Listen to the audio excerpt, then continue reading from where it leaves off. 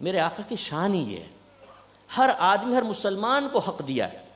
دیکھیں نا، یہ کلام مطلق ہے۔ سرکار فرماتے ہیں کہ المسلم من سلم المسلمین، مسلمان وہ ہے جس سے دوسرے مسلمان محفوظ رہے، بیدہ و بلسانہ، اس کی زبان سے، اس کے ہاتھ سے۔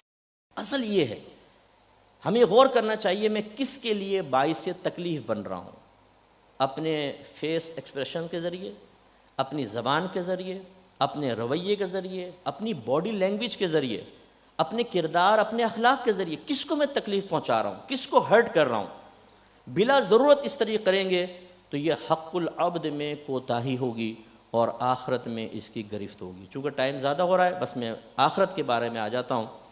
نبی کریم صلی اللہ علیہ وسلم نے ایک دفعہ صحابہ کرام سے فرمایا، اتدرون مل مفلس، اے صحابہ تم جانتے ہو مفلس کون ہوتا ہے؟ صحابہ کرام نے عرض کیا رسول اللہ، ہم میں تو مفلس وہ ہے جس کے پاس نہ دراہیم ہو نہ دنانیر ہو، مال نہ ہو، مفلس ہے۔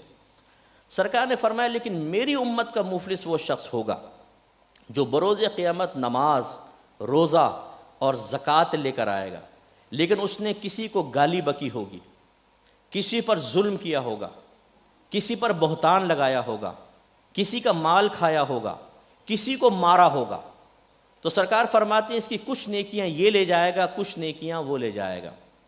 پھر اگر اس کی نیکیاں ان کا حق ادا کرنے سے پہلے ختم ہو جائیں گی تو اللہ تبارک و تعالیٰ ان کی برائیاں اس کے نام اعمال میں ڈال دے گا اور اللہ تعالیٰ اس کو جہنم میں داخل کر دے گا۔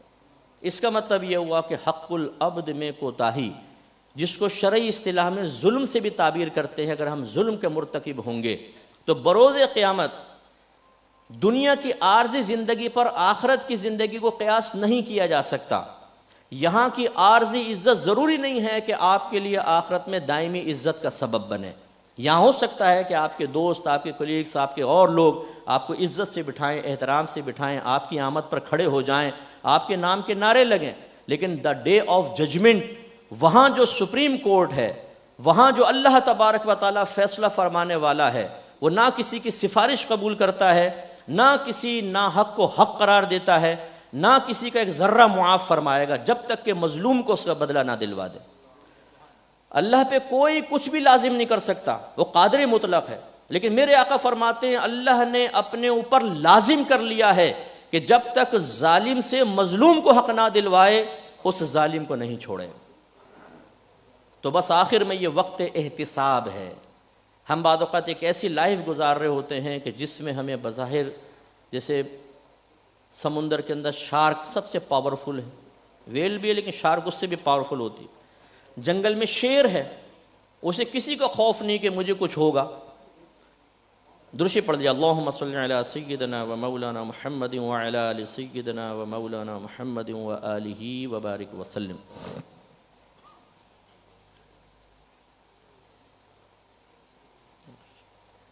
ان کے پکچر آرام سے کھینچ لیں گے، خامخواہ ڈسٹرب ہوگا بیچارہ۔ تو بس آخری چند کلمات میرے یہ ہیں کہ آپ کو مجھے غور کرنا چاہیے۔ بعض اوقات ہم ایک ایسی پوزیشن میں آ جاتے ہیں کہ اپنے آپ کو دنیاوی لحاظ سے بالکل سیف اینڈ سیکور تصور کر، مجھے کوئی چھو نہیں سکتا، میرے خلاف کوئی چل نہیں سکتا، ہمارا گروپ بڑا پاورفل ہے، الیکشن ہو رہے ہیں نا، اس میں جو پاورفل ہو جائے گا وہ بڑے چوڑا ہو کے چلے گا نا، ہارنے والوں کے سامنے تھوڑا سا وہ سمجھے گا کہ شاید اب ہمیں تو سب کچھ حاصل ہو گیا۔ لیکن جیسے ہی مریں گے یہ کالے کوٹ، یہ ٹائیاں، پینٹیں سب اتار لی جائیں گی، اور قبر میں ساتھ میں پپو پان والا ادھر ہوگا اور ٹیٹا دودھ والا ادھر ہوگا، ان کے درمیان ہی لٹایا جائے گا، ہمارا کوئی الگ مزار تو نہیں بنے گا۔ پھر سارے دوست یہیں رہ جائیں گے، اب ہمارا شروع ہوگا حساب و کتاب، کس کس پر ظلم کیا تھا، بیوی کو کتنا مارا تھا، کتنا جھڑکا تھا، کتنا ذلیل کیا تھا۔ بیوی ہوگی تو اس سے حساب شروع ہو جائے گا کہ تم نے شوہر کا کتنا گریبان پہ ہاتھ ڈالا تھا، کتنا ماں بہن کی گالیاں دی تھیں، کتنا جھاڑا تھا، کتنا اونچی آواز میں شوہر سے گفتگو کی تھی، اس کا حساب، کتنوں کا مال دبایا تھا۔ اور بڑی معذرت کے ساتھ ہو سکتا ہے کوئی کیس ویس نہیں بنا دیجیے گا مجھ پہ بھائی، کوئی لفظ ایسے بول دے، آپ وکلا بہت سخت خطرے میں ہیں آخرت کے اعتبار سے۔ میں آپ کا بھائی ہوں اس لیے میں آپ کو ایک مشورہ دے رہا ہوں، مطلب برا نہیں مانیے گا، ہمیشہ کسی کی نصیحت سے برا نہ مان۔ آپ اگر مجھے نگاہ حقارت سے دیکھیں گے نا تو پھر آپ کہیں گے یہ کہاں سے ہمیں نصیحت کر رہا ہے، اور اگر آپ مجھے تھوڑا بھی احترام دیں گے تو آپ کہیں گے مصطفیٰ آپ بات رکھیں، سمجھ میں آئے گی تو قبول کریں گے ورنہ رد کر دیں گے۔ ہمارے سامنے بہت سارے کیسز آتے ہیں، ہم جانتے ہیں یہ شخص ظالم ہے، لیکن ہم برٹش لاء کے تحت ایسے سے نکات نکال کر اس کو موقع فراہم کرتے ہیں کہ تم یہاں سے باہر نکلو اور کرائم کرو۔ جتنے کرائم بعد میں کرے گا ہمارے اس کوپریشن کی وجہ سے اس کا گناہ جاریہ ہمارے نام اعمال میں، جتنے مرڈر کرے گا، جتنا لوٹے گا، سب ہمارے نام اعمال میں۔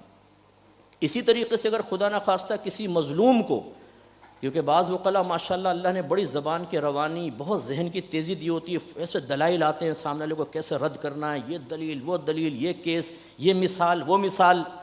مظلوم 20-20 سال جیل میں پڑا ہوتا ہے بلا کسی قصور کے، اور ہم جانتے ہیں کہ ہم نے اس کو اندر کروایا ہے۔ ظالم باہر، مظلوم اندر۔ دیانتداری سے ہمیں سوچنا چاہیے کیا اس مظلوم کی آہیں، بد دعائیں، اس کے گھر والوں کی تکلیف، اس کے فوائد سے جو ہم نے گھر والوں کو محروم کیا، کیا اس پر آخرت میں کوئی حساب کتاب نہیں ہوگا؟ کیا ہم اللہ کی بارگاہ میں جا کے وہاں بھی چوڑے ہو کے کھڑے ہو کے چرف زبانی سے ایسے دلائل دے لیں گے کہ معاذ اللہ کو قائل کر لیں گے؟ نہیں۔ بعد اوقات جج بھی جانتا ہے کہ یہ غلط قسم کے، مطلب یہ صحیح نہیں ہے، کہ اس کمزور ہے، لیکن وہ برٹش لاء کے تابع ہیں، انہیں کرنا ہی پڑتا ہے۔ جیسے عورتیں خلا کا کیس دائر کر دیتی، نبی کریم نے ارشاد فرمایا شیطان عصر کے ٹائم میں اپنا ایک تخت لگاتا ہے اور تمام شیاطین آ کر تمام دن کی رپورٹ دیتے ہیں۔ مختصر یہ کہ ایک آتا ہے کہ میں نے یہ کام کیا، شیطان کہتا ہے تو نے کوئی بڑا کام نہیں کیا۔ ایک آتا ہے کہتا ہے کہ میں نے 2 میاں بیوی میں جھگڑا کروایا، حتیٰ کہ طلاق کروا دی۔